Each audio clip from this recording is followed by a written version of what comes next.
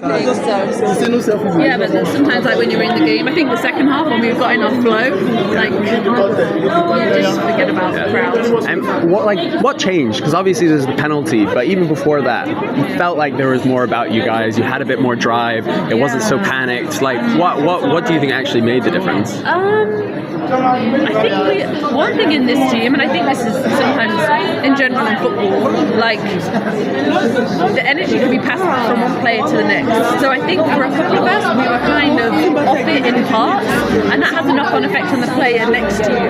So I think in the first half, we weren't as necessarily as connected as what we've been in the past. Yeah. And then in the second half, when we were in the locker room, we were like, we've got to go out and give them a hard time. Like we were saying, like we've given them too much respect, which I completely agree with. And me personally, I know I did too. I was almost like, in the first half, I felt like I was in my head a bit too much rather than just playing. Like I was questioning myself, like, do I go? Do I not?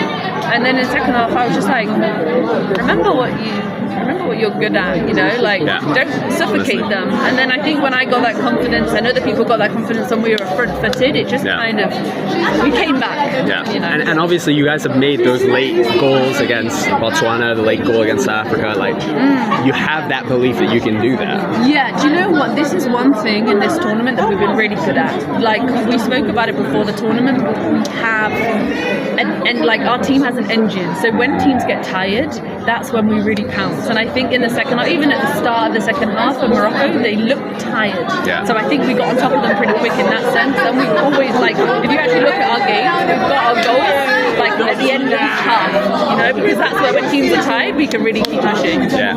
I know you've spoken a little bit about it, but obviously you came into this team pre-2022. That was your experience.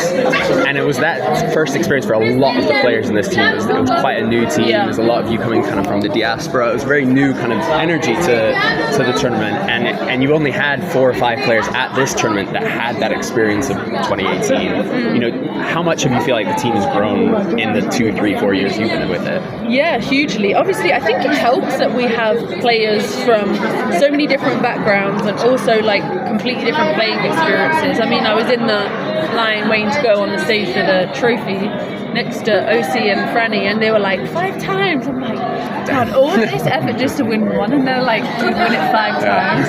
I was trying to calculate. I said to them, I was like, that's like before I was born. How much longer do you have to play to get there? Right. No, I just think like for them, like to be able to do that over and over again, like I honestly, this is why I keep saying like it's not about me, but